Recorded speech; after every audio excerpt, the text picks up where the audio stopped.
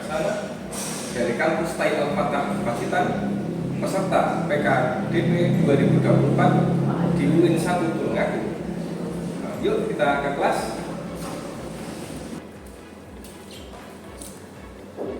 Assalamualaikum. Waalaikumsalam. Kelas saya ini.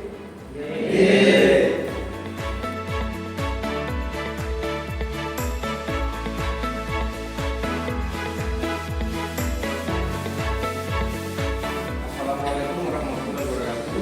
Waalaikumsalam warahmatullahi wabarakatuh. Gimana kabarnya? Sehat? Alhamdulillah.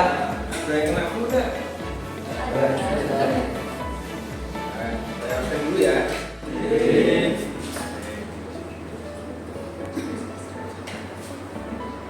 Yuna Fauriza, Putri Munawwarah,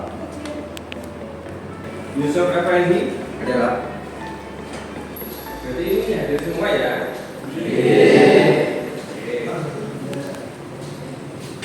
Baik, saya akan mengulas di pertemuan sebelumnya itu terkait dengan pengertian hukum perdata. Masih ingat pengertian sebelumnya tentang apa yang dimaksud dengan hukum perdata?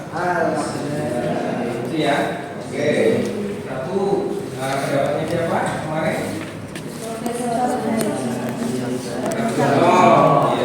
Hukum perdata adalah kaidah-kaidah yang menguasai manusia dalam masyarakat dalam hubungan terhadap orang lain. Yang kedua, Profesor Susti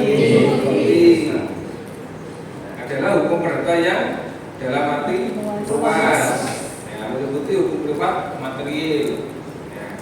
Kemudian ada pengertian yang secara langsung dari beberapa hukum jadi satu, yaitu seperangkat peraturan yang mengatur hubungan hukum antara orang atau badan hukum dengan orang. Oke. Nah, kemudian ada sumber hukum.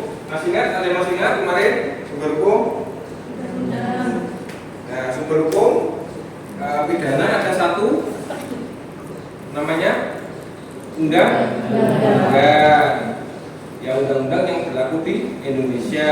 Yang kedua adalah jurisprudensi. Apa itu kemarin jurisprudensi?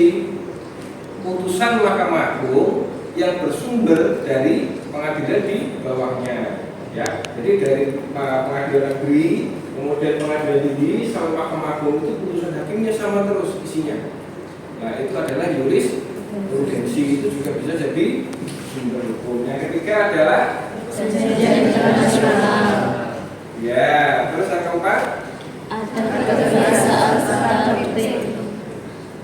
Oke, yang kelima sudah. Ini saya lanjutkan ya, berarti pelajarannya. Kapan berlakunya Kitab Undang-Undang Hukum Perdata di Indonesia atau hukum perdata?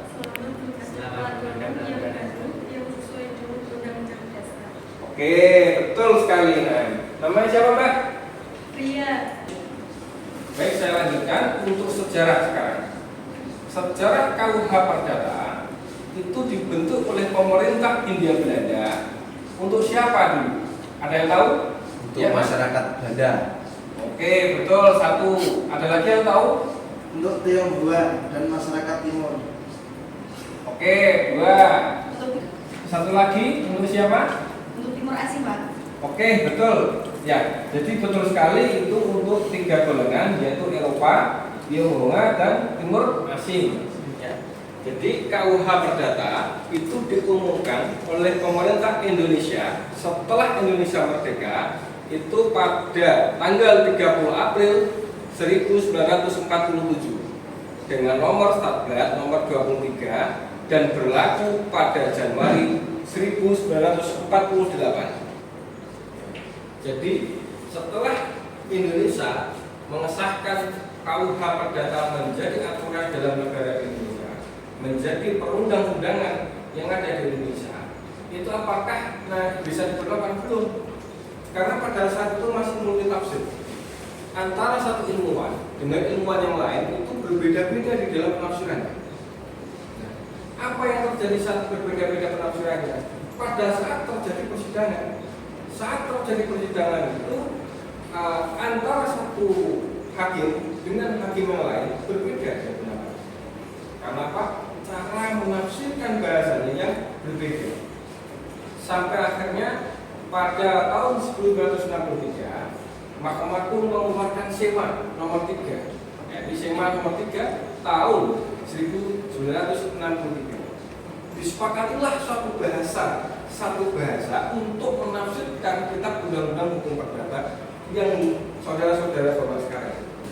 Contoh masalah dalam hukum perdata, perkara dalam hukum perdata. Satu, misalnya masalah waris.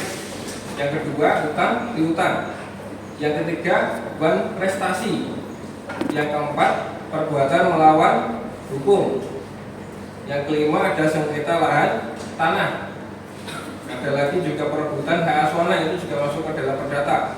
Atau masalah pencemaran nama baik atau perubahan nama itu juga perkara perdata.